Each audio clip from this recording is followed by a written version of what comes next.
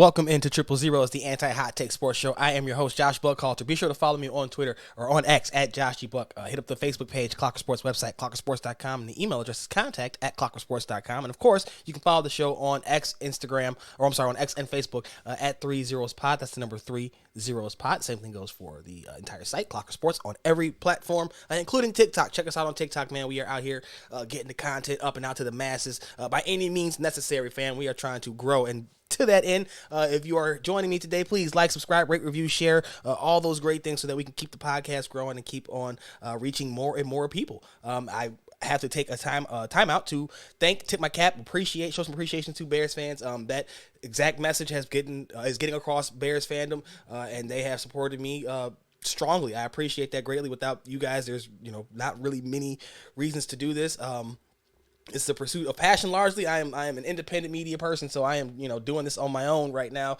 We are looking for backers. If anybody out there is trying to back your boy, let me know. We definitely are looking for any backers right now to try to help us, again, do more. We want to take this on the road. We want to be a full-time beat, writing beat media outlet, rather. Man, that was hard for me to say. Get out there. I couldn't get those words out. But yeah, want to be able to go with them on the road trips and everything like that. We are every practice, 90% of the practice. I won't say every because that's just not true. But I'm at 95% of the practices for real. And we are at all the home games and things of that nature. So we're just trying to, next step is to get those road trips going on. And that's going to take some financial backing or just a humongous surge of Bears fans listening, or both, whichever one happens, I'm all here for it.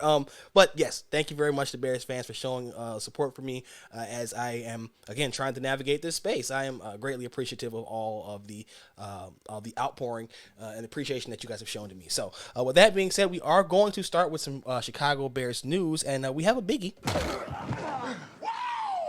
Chicago Bears quarterback Justin Fields will get the start this weekend, Week 11 versus the Detroit Lions. The Bears are on the road at Ford Field this week. Head coach Matt Eberflus said that Fields is they're looking at today's practice as this week, I guess, rather, as part of their evaluation still, but he is slated to start.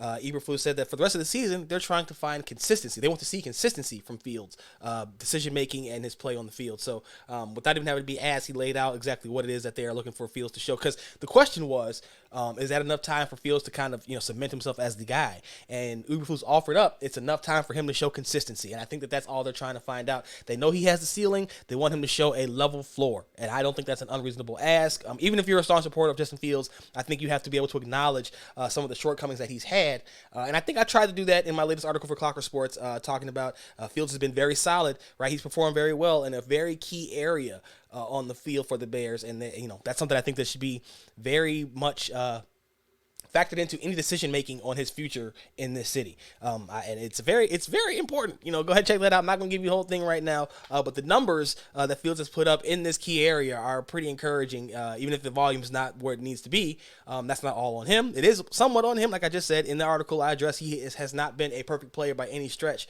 of the imagination, but I think that Matt Eberflus's comments were kind of telling in what they believe in him. It's not that they want to see him be able to do anything. It's that they want him to exhibit something. They want him to exhibit consistency. Show that you can be this guy that we know you can be more often than not. Maybe not even all the time, because even the greatest quarterbacks have bad days. But 99% of the time we should be able to rely on you like Big Ben. So I think that that's a very reasonable, like I said, request, I guess, something to look for. And Fields, to his credit, kind of downplayed that. He didn't say he didn't necessarily brush it off, but he said he's not out to prove anything to anybody. He's out here playing for his coaches and his teammates. And so I think that was a good response from him, for a guy who's caught in flack from some of his honest answers in the past that I think was kind of misconstrued, overblown, etc. This one I think was very direct. He's not out to try to prove anything to anybody. He's just trying to, and that's the same thing. He doesn't have to prove that he can play this way. He just has to show it. And you can say, but proving is showing. Yes. But I think we know all the talent. I don't think that there's any more questions about his talent in that building. It's literally about, can he find the medium? Can you find the middle ground? Can the routine look routine? And then when you have to do spectacular, you do what you do. But they want to, and even Fields, to his, again, this is what was to his credit.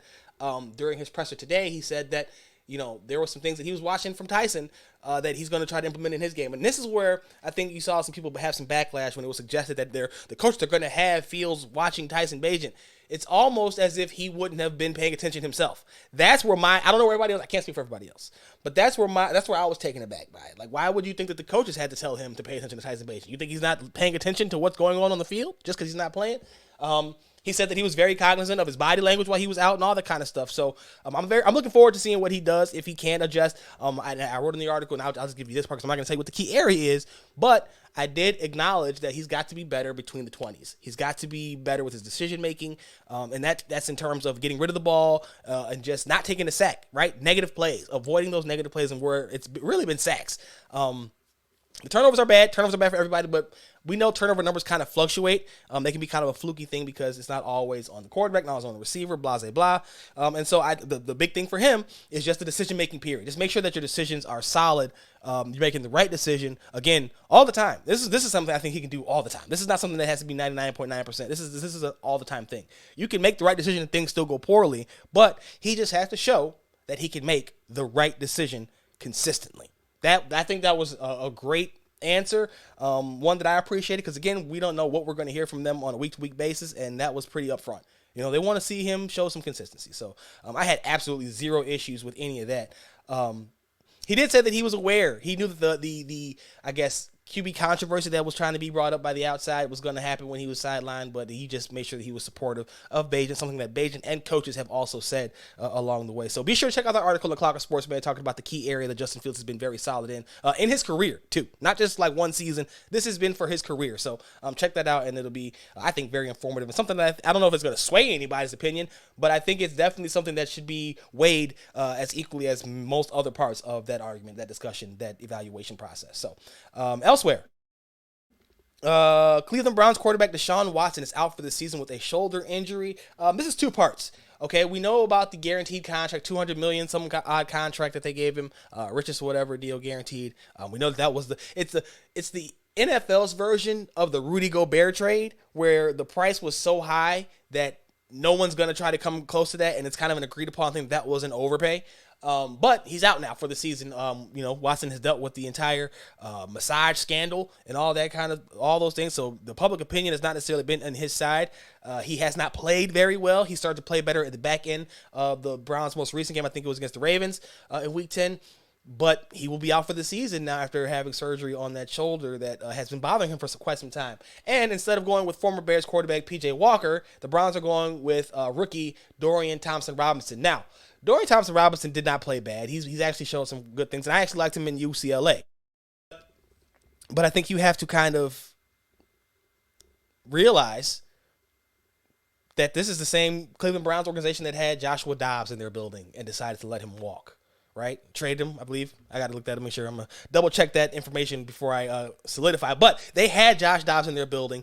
Josh Dobbs, who went from the Arizona Cardinals, who was helping them do things this season, went to the Minnesota Vikings on short notice and got a W.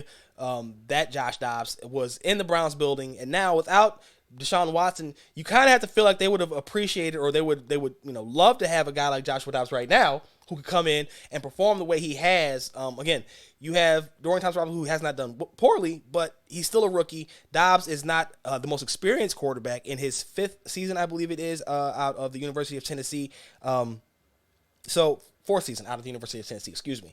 2 seasons in Pittsburgh, spent time with the Browns in training camp, and ended up with the Arizona Cardinals, who traded him to the Minnesota Vikings before the trade deadline. I just, if you're the Browns, there's no way you're not looking at this right now and feeling like you maybe missed the boat a little bit. You might have jumped the gun a little bit. Just maybe a little bit. Just maybe a little bit. I'm not even going to say a whole lot. Just maybe a little bit. Like I said, that'll be Dorian Thompson-Robinson instead of P.J. Walker, former Bear. We talked to a current Bear as they get prepared for their Week 11 matchup against the Detroit Lions. So I'm jumping around a little bit here. Kind of forgot this little clip here, but I do want to let you guys hear some of Tevin Jenkins talking about his switch back to the right guard spot. Matt Eberflus noted that Nate Davis will be back and inserted at the right guard spot, sending Tevin Jenkins back to left guard. I think I just said right guard, but he's back to left guard. And the big note is Lucas Patrick staying at center, and Cody Whitehair going to the bench. I will have an article coming up about Tevin Jenkins reacting reacting to Lucas Patrick's comments of him, compliments towards him. Lucas Patrick also talking about his message towards Cody Whitehair. So we're going to look out for that for sometime on Friday morning if this podcast is dropping Thursday night. I'm not sure if it's going to drop Thursday night or Friday morning, whichever one. The article will be soon to follow on Clocker Sports. So that being said, here is Tevin Jenkins talking about his switch over from the right guard spot to the left guard spot, back to the left guard spot, with Nate Davis being reinserted back into the lineup this weekend, and a couple of other things. So here it is. What are your thoughts about how this five may go? I trust everything I'm saying. I'm trying to put the best part. If it comes down to what it is, I'm trusting it. So it's the best part. I'm going to be up anyway. For you on the just the mental aspect of weight distribution. Now I'm on the left hip all the time, right hip. I got to get that loosened up so I get used to going to the side. Working Braxton now, so it's going to be a little different as well. So just being understand, what it needs to be. Did you have any say in the competition whatsoever in terms of No, just call. You moving over.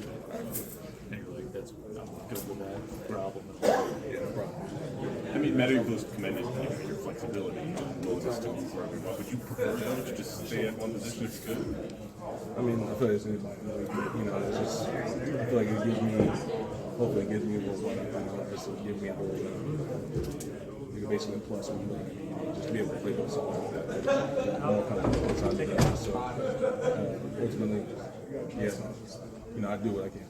How exciting is it to have Justin back out there Sunday? He brings a lot. He brings a dual threat quarterback. It's a lot faster. He threatens defenses a lot more. Got a great arm. The presence he has in pocket as well is really good too. That mobility, how much has it changed with Jenkins? In fact, he got a little faster. People have said block till the whistle. Yeah. He has able to extend plays. He also has the ability to save us sometimes. If we get a deep pass, he can get out of it real quick and extend the play and make something out of nothing. His playmaking ability is top. And so there you have Bears offensive guard Tevin Jenkins talking about his switch back to left guard, Justin Fields' return to the field, and a few other things. Now, notably, Jenkins has previously spoken about how he told Clocker Sports about how it's tough going from right to left guard, simply just like going from right to left hand. There's no real difference there. He said it's very much an adjustment. He's also said that it's harder going from right to left than it is going left to right. Maybe that's because he was naturally there for last year. Who knows what the case may be, but did you hear in that clip, you could hear him talking about learning, having to shift his weight differently and getting this hip stretched out a little bit more. These are serious, significant changes, which is why I was very curious to see how they would try to, reshuffle this line once Davis returned, because that Jenkins and Darnell right side of the offensive line has really mauled some teams over the past few weeks. So, Davis returned today. He did not have a chance to speak. He had to go and work out. We'll try to get him before the week is out. Other than that, though, man, it was a very upbeat, I guess, Bears locker room as they go on the face of their division rival Detroit Lions. I do want to get back in there and ask some of the linebackers and linemen about David Montgomery coming back to town, or them, I guess, going to visit him. But he said he was looking forward to the Bears game more than any other one on the schedule. So I'm very interested to see how they feel about that and how they are approaching him. I'm sure they're approaching him like every other running back, but you're human. It's human nature to kind of, get a little caught up, and I guess some of the back and forth that can happen with some of those other guys. So very much a guy who is I'm very much a guy who was interested in, again, these little subplots and stuff like that, and I think that this is one of those ones that is going to bleed into the season, or into the game, rather. They're going to talk about it heavily. We've seen how they lean on stories during some of these games, especially some of the games that aren't as exciting, which this has the possibility to be. The Lions should put up points, but if the Bears defense can continue its upward trend, it may be a few less points than I think anybody is really expecting from what is one of the top offenses in the NFL this season. So I'm not really, I'm not expecting the Bears to win. But the Lions are still the Lions. As much as I do think that they're the best team in the division right now, they're still the Lions, and so there's always a possibility of something else happening. That's the same thing as saying that it's the Bears. It's the exact same thing. There's no difference. I'm not saying that the Bears are somehow more reliable on the good side than the Lions are. That's not my what I'm saying at all. But I do think that it makes it means, and divisional games in and of themselves are different entities than standalone matchups. We've seen that as play out as well. So again, something that I'm very much looking forward to seeing play out this Sunday. Again, as how the offensive line performs with the reshuffling going on. So looking forward to both of those things, and really, I guess, excited to see Fields back there with an entirely healthy offensive line. He has not had that. Last he was in there, Braxton Jones hadn't returned, right? I think you were out Nate Davis at that point too. I'm not sure, but I believe Nate Davis was gone at that point too. You were reshuffling things. Cody Whitehair and Lucas Patrick were shuffling in and out of center stuff and bobbling snaps. Like, this is, I guess, the most calm things have been around Justin Fields on the field in his career. So I'm very excited to see how he performs. And I would like to see it, and I wrote this in the article. Get rid of the ball quicker, man. Avoid some of those negative plays. And really, it's not even the turnovers, because a lot of picks I see, and he's had some bad ones, but a lot of picks that I see are trying to fit a ball in tight spot, trying to make a play. I tend to be more lenient in those. Like, okay, I can see what you were trying to do, right? But it's the backbreakers and it's the sacks. You can't take the hits because you're getting hurt. You haven't made it through a full season yet. And so I just want to see those things improve over these last 7 games here. So we'll see how that goes. Elsewhere, though, Kyler Murray returned under center as well last week for the Arizona Cardinals and got himself a dub.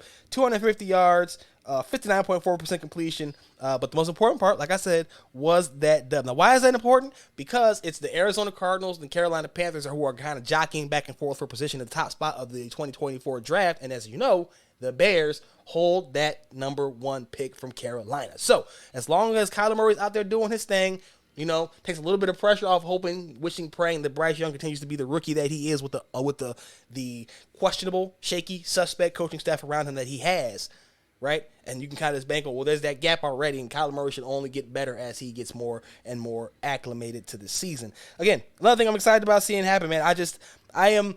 This Bears team, I think, is set up very nicely. I am a big believer in what Fields can do. I still have questions about if it will happen here, in part due to him, in part due to the coaching staff. I just have questions about the longevity because we just know how these kind of situations tend to play out. At the same time, if he does show them, prove to them that he is the guy, then you can build the rest of this roster pretty much this coming off season. And next year, you should be looking to contend for something. Even if it's just a division, you're not necessarily thinking you're going to make a deep playoff run. You should be winning games. We thought that was this year. I had them personally at 8 on a good season. I had them 8 wins. That to me was going to be a really good season. Don't look like they're going to get there. I'm just going to be honest. And if they don't, that's fine, because I reassessed my evaluation or my expectations a few weeks ago, and that was to just see if Justin Fields is going to make it out alive. We're still waiting to see if he is the guy. He'll take another step towards proving that this weekend, hopefully. But the expectations were not about winning games, I think, after the week 2, right? Was that the Chiefs game, week 2, week 3? Really the week 3 with the when they went to Tampa Bay, and we saw how they just couldn't handle the pressure, and then the Broncos game when they let them come back. I was like, oh, this is what it's going to be for the rest of the year, and it's kind of been that for the rest of the year. So we'll see how they can if they can finish strong. Hopefully they do, and they can answer a lot of questions down the stretch here. Hopefully. It's all hopefully. Let's take a quick gander around the week or around the NFL this week and pick some games. You know how I did last week. I'm still not keeping tabs. If you want to keep tabs, that's fine. But this is fun for me. This is just how I get my row out. It just kind of put that on wax. And if I want to go back and check it, I can certainly do that. So, number 1, Thursday Night Football. We have the Cincinnati Bengals taking on the Baltimore Ravens. The Ravens are the home team. The Bengals have not looked the same this year. They're dealing with injuries. A lot of stuff. Joe Burrow has not been the same. He's still been good. He has not been the same. Give me the Ravens in this game. I take a lot of home teams. Y'all going to be mad at me. I don't even care. But I definitely, there's a reason. It's not like I'm just taking them because they're at home. That's really the reason. In this one, the Ravens are the healthier team. And I do have a little bit more faith that they will be able to, I guess, beat the Bengals, who even at full strength have not necessarily looked like their Super Bowl selves. So that's I'm going with the Ravens in game 1. The Steelers at the Browns. I would love to take the Steelers. Mike Tomlin's my favorite coach in the NFL. I'm a big fan of what they do defensively. I am not a big fan of what the Browns do anywhere. I just told you about their quarterback situation. And still, they're at home. The Steelers' offense is awful, and the Browns' defense is just as good as the Steelers, or is close to the Steelers' defense. So I'm going to take the Browns at home. Again, I know. I know. You know what? No, we're not going to do that. I'm going to take the Steelers because I just ride with Mike Tomlin. That's just my guy. And I don't have a lot of faith in this one, but I do pick my favorite coach in the NFL, Mike Tomlin, to beat the Browns. While the Steelers are on the road. So give me the Ravens and the Steelers in the first 2 games. Next up, the Las Vegas Raiders visiting the Miami Dolphins. Come on now. Boat race on South Beach. This is going to be a boat race on South Beach. They're going to send them back to Vegas with 1 more loss on their record. Sorry, Antonio Pierce. I like what you're doing with the team. I like the energy that you've injected into this group, but you're not the Miami Dolphins. You're not on their level just yet. Not close. Give me the Dolphins in a boat race. Bears at Lions. I just told you. Lions are going to win this one, but I don't think it's going to be a blowout by any stretch. I think the Bears are like 10-point underdogs, close to it at this point. I could see this being closer to a field goal or even just less than a touchdown by the time it's all said and done, but I am taking the Lions to beat the Bears at home. So beat the Bears in Ford Field. So give me there. Right now, let's go quick recap. So this is for me as well. Ravens, Steelers, Dolphins, and Lions. That is 3 home teams, 1 away team. The Steelers are the only road team so far. Next group of games, we have the Titans at the Jaguars. I have absolutely no faith in anything that the Titans do. Don't have faith in Mike Vrabel. Don't have faith in them being consistent enough to take advantage of a vulnerable Jacksonville Jaguars team that's good, but far from great, right? I just don't see them being able to do anything because the Titans have not been able to muster up enough offense consistently. Now, could they go out there and surprise me? Sure they can. Not picking them, though. I just can't pick them with all the things that are going on out there with the uncertainty. You're starting a rookie quarterback in Will Levis.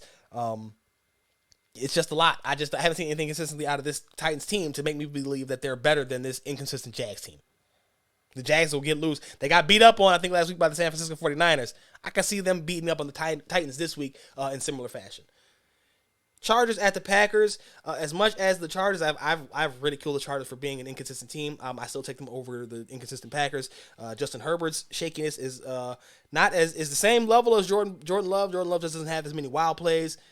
He could start to get there in this game. The Chargers have not been a stout team, but I am taking the Chargers on the road against the Packers. Next, you have the Cardinals and the Texans. Give me the Texans. C.J. Stroud taking on the Arizona Cardinals at home. The Texans are. Stroud's been one of the best players in the NFL, not just among rookies, and so I'm riding with him. I'm riding with the hot arm. Cowboys, Panthers. Come on, man, Cowboys. And I need this to be the case because I want the Panthers pick to remain where it's at, okay? Now, I know I just said I gave the Texans that win over the Cardinals, so that's another reason why we have to see the Cowboys take down the Panthers. They should have no problems doing it, but they got to do it. Giants at Commanders. This is a game of bleh teams. The Commanders can put up points. They can be a little bit exciting. The Giants' defense can be enough of a deterrent to make things agitating for those kind of offenses that aren't necessarily smooth operations. And so I'm going to go with the Commanders at home still because they just have an actual quarterback. I have no faith in Tommy DeVito. Brian Daboll, to me, has got a weird habit of kind of, I guess, screaming at his players, and I don't appreciate that very much. I'm not a big fan of that methodology. It's not screaming, but he's animated discussions in public, and I'm not a big fan of that. So I'm taking the Commanders at home to kind of inch closer to the end of the Brian Daboll tenure in New York. I think that's coming very soon. You have the Tampa Bay Buccaneers and the San Francisco 49ers. Give me the 49ers at home. They got that defensive line. You know that they're already a stout team, but then you add Chase Young to that already ferocious defensive line, and it's just going to get real ugly for Baker Mayfield and company in this game to me. The Jets at the Bills. Bills are going to bounce back with a big one. They thought they had the game, only to have their efforts fall short as we watch. Who did they just lose to? By the way, the Broncos marched down the field and kicked that field goal. Josh Allen struggled in that game, but I think they get back. Now, the Jets rather have a defense that can make quarterback strugglers too, but they're dealing with their own quarterback issues with Zach Wilson looking like a bust, and he's losing the locker room, and I could just see them kind of calling it in this game if the Bills can jump out to an early enough or hot enough start. Let me say that. I won't say big enough lead, but a hot enough start. You have the Seahawks and the Rams. Seahawks. Rams are a team that's just in flux right now. They're kind of transitioning from that Super Bowl team to whatever the next iteration is going to be, and they're just not doing anything really well consistently. So give me the Seahawks on the road, and then you got the Vikings and the Broncos on Sunday night rather. Josh Dobbs. I'm taking Josh Dobbs. Russell Wilson hasn't played bad. The Broncos have been doing well over the past 3 games. I'm taking Josh Dobbs. Great name. But that's pretty much simple. Next one, finally, Chiefs at Eagles. Chiefs coming off a bye week. Eagles too. I think that we see the Eagles take this game because the Chiefs offense has not been that this season. Now, their defense has, whereas the Eagles has not. That could be the equalizer. However, the Eagles still have more firepower than the Chiefs do, at least proven firepower. So I guess this could be the game where the Chiefs' firepower kind of steps up and proves itself, establishes itself as reliable, but I don't see it.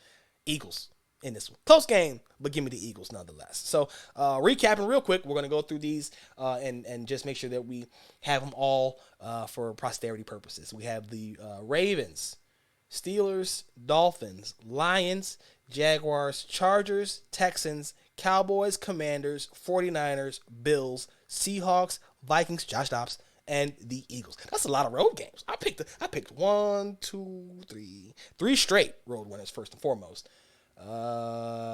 4, 5, 6. I got 6 road games. That's not bad, man. That's not bad. I know I talked about myself, but I'm pretty proud of that effort. I think that's a good thing. That's good stuff. Let's switch gears. The NBA is having its in-season tournament pay off, and I'm talking about payoff in the form of fights. Now, tempers flare, right? Athletes, grown men, adults, tempers flare. But what we've seen at least on Wednesday night on Tuesday night from the in-season tournament was a pair of heated scuffles, kerfuffles, right? Fights. Draymond Green and Rudy Gobert. Okay, so let me set the stage for you on this one because both of these are kind of the first one. The other one was not as bad. This one was a wild scene. So you have the Minnesota Timberwolves taking on the Golden State Warriors. The game just started. It's 0-0.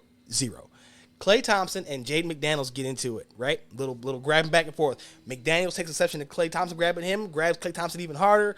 Next thing you know, Rudy Gobert has Klay Thompson in the headlock and is trying to, I guess, separate him, pull him apart. I don't know. But on top of that, you also have then Draymond Green flying in and putting Rudy Gobert in a headlock. And that's the everlasting image that we have now is Gobert being pulled away by Draymond in a headlock. Gobert later talked trash, said that if Draymond knew how to choke, it would have been a little bit different, a little bit worse. He said that he's probably wanted to do that for a long time. Listen, I don't think that people in glass houses throw stones. We've seen Rudy Gobert lose his cool with his teammate, just like Draymond has, right? Rudy did it during the game. Punch Kyle Anderson in the chest during the game. So I don't pot kettle, whatever the case may be. But it was feisty, man. It was feisty. And then we've seen Draymond getting into it with Anthony Edwards, and he let out a rant saying that people aren't tired of trying to tell him how to be him. And to that, I would just say no one has told him how to be him. No one has tried to tell him how to be him. What people have tried to do is to tell him how to not be a detriment to his team. Unfortunately, it seems as though those two things are intertwined for Draymond. He did not seem able to separate. Now, it was just a post. There was no reaction. There was no explanation given or anything like that. So I don't know if, given that kind of presentation, he would change his response. But I do know that it's not about being you. It's about being you and not hurting your team. If you can't do those two things, that's a problem. And there is no supporting that. I'm sorry, man. I don't care who you are. I don't care how many rings you've gotten because of it or anything like that. If you can't separate not hurting your team with playing your game, there's a problem. There's a big disconnect there. And so I think that's where that is. We'll see what ultimately happens with that whole thing. I did kind of bury the lead. The big news, before I get to that though, let me finish the other fight. The other fight was just AD, Anthony Davis from the Los Angeles Lakers, and Santi Aldama of the Memphis Grizzlies. AD kind of so AD goes up for I think a rebound, or he was going for the basket, or whatever the case may be. Aldama gives him a bit of a shove on the way down, like for no reason. It was kind of weird. Kind of went out of his way. It looked really awkward. And so AD pushed him. And AD's not a small guy. Neither is Aldama, though. I think it's Aldama. It might not even be Aldama. I think it was Santi Aldama. He goes flying, and he's just on the ground like, oh, my gosh. The NBA has done a good job with curtailing flopping for the most part. But there are still some egregious offenders.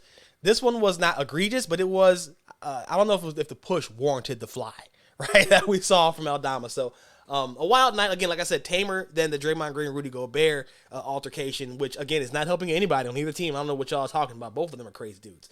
But just a wild night. And you, if you're the NBA, you want this kind of added attention. I know it's not the best way. You don't want people choking people, but you want the players to take it serious. You want the fans to appreciate the intensity, and this is definitely something that's going to make that happen. So kudos to the NBA for figuring that part out. Zach LaVine and the Chicago Bulls are reportedly open to exploring a trade. LaVine has downplayed trade rumors in the past, explaining that the rumors were not coming from him and that he's, he committed to the Bulls and 5-year contract, all that kind of stuff. Bulls have been shopping him since this past season. They are off to a 4-7 start right now, and both sides are saying, you know what, it might be time. Now, LaVine came into the season saying that it was time for the Big Three to produce some actual results. That still ain't happening. In fact, they've regressed this season, and so here we are.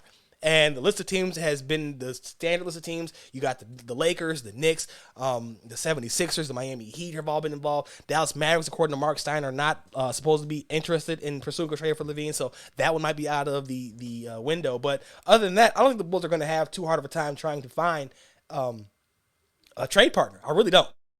The concerns about LaVine's knee should be gone after he played, 76 games last season for the Bulls, 77 games, something like that. The most that he's played as a Bull last season, coming off of off-season knee surgery. So I think that, in earnest, when you're having the real discussions with other teams, I think the Bulls would be like, hey man, he's been healthy for like that was done. We moved past that part. So it's going to be the salary and his production. There's reports from Joe Cowley of the Chicago Sun-Times that teammates are not necessarily thrilled with LaVine's accountability, something that we heard about last year in the locker room blow up, so that's not surprising to hear come back out. I will be surprised if we have anything happen before, I guess I would say before the deadline, but with the way that the kind of conversations have intensified around this situation, maybe it happens before that, but still, the best offers aren't going to come until December 15th. So you got another month still to see what else shakes out. So beyond that, man, I'm about time. The Bulls, I've been if you follow me on Heavy on Bulls, you know I have been against this for a while. I think the evidence showed that running it back, continuity for the sake of continuity was a bad idea. They did it anyway, and here we are. Now you're going to try to, move stuff when everybody knows that things are going south, and we'll see how that all plays out. And then Kelly Oubre. Kelly Oubre of the Philadelphia 76ers. Reports came out over the weekend that Oubre was struck by a vehicle in the chest and was going to be out indefinitely as he recovered from those injuries. But now, police reports are coming out that there is no video of Oubre being struck by a vehicle at the time that he said, at the intersection that he said, at all. So the interesting question here is, what exactly is going on? Did he get struck somewhere else? Did they just not find the video? Was it the different time? What necessarily happened? And I guess when you look at some of the other drama that could be happening around the NBA, this is one of the more intriguing things. So if you're not on this team, you're probably like, oh, okay, I appreciate my team not having this concern. Still, it's all, please, Kelly Oubre, get back to health and all that kind of stuff. But I think it's very notable that it came out a day later like, oh, no, there's no video. Because we all rush to support him. We know how this all plays out, not this particular instance, but like things like this where you rush to support and then come to find out there's nothing. That's why you got to take your time before you do all of that. But I just thought that was wild to say that there's no video now. Like, damn, my man fabricated an entire striking by a vehicle. That's a lot. What are you hiding, fam? What are you hiding for real? And then before we get up out of here, man, we got to give you our picks for today's lineup of games. A good slate. I think a pretty interesting slate. Mavericks at Wizards, that's nothing big. Give me the Mavericks in that when they coming off a loss.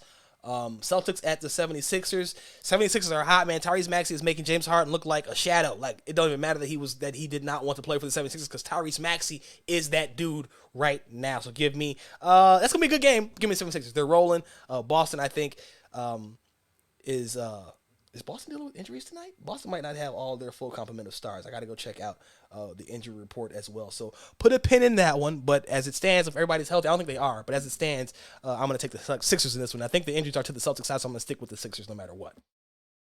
Milwaukee Bucks at the Toronto Raptors. Give me the Bucks. I think that they try to get back on track. They figure some things out against this feisty Raptors team that does not have the talent to kind of keep up with them through and through. You have the Hawks hosting the New York Knicks.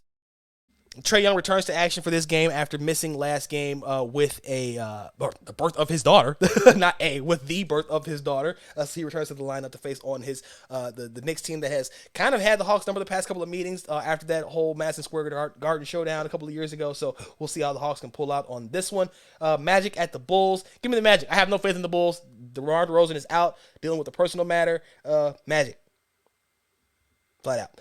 Suns and Timberwolves. Give me the Timberwolves. That defense, I think, is going to be better. The defense has been good, rather, and I think that their team is a little bit deeper and overall better than what the Suns have, even if the Suns have the star power. They're just not all available, so can't really grade them on that one. They're not all there at the same time to make it work. Cleveland Cavaliers at the Trailblazers. That's not even a question. The Cavaliers are trying to win. The Trailblazers are trying to learn how to win. And then finally, you have the Lakers hosting the Sacramento Kings. Lakers found something this past game. Of course, they were facing the Memphis Grizzlies, who have not been good this year, but still, they found a little bit of something, maybe with the rotations and how they're distributing minutes and everything like that. The Kings are still an offensive powerhouse, and their defense has been better this year too. So this could be a good game. Toss up. I'm going to go with the shooting prowess of the Kings, outlasting the shooting prowess that the Lakers showed in their past game, their win again over the Memphis Grizzlies. So now let's run this one down real quick before we get up out of here. Mavericks, Sixers, Bucks. I don't think I picked the Hawks and the Knicks. Give me the Hawks with Trae Young back. Hawks feeling good. Daddy for the second time. I think he's gonna be right. Magic, Timberwolves, Cavaliers, and then the Kings. So that's going to do it for this episode of Triple Zeros. Be sure to follow me on Twitter, on X. I keep doing that. Oh my gosh. On X, at Josh Buck. Hit up the Facebook page, Clocker Sports, website, clockersports.com. Email address is contact@clockersports.com, and follow the show on Facebook and on X, Facebook and X, at 30spod, the number 30spod. Read the stuff. Heavy on Bulls, heavy on Lakers, Soaring Down South, Last Word on Sports, and of course, clockersports.com for all things aggregated. And of course, until the very next time, you already know what it is, man. I'm gone.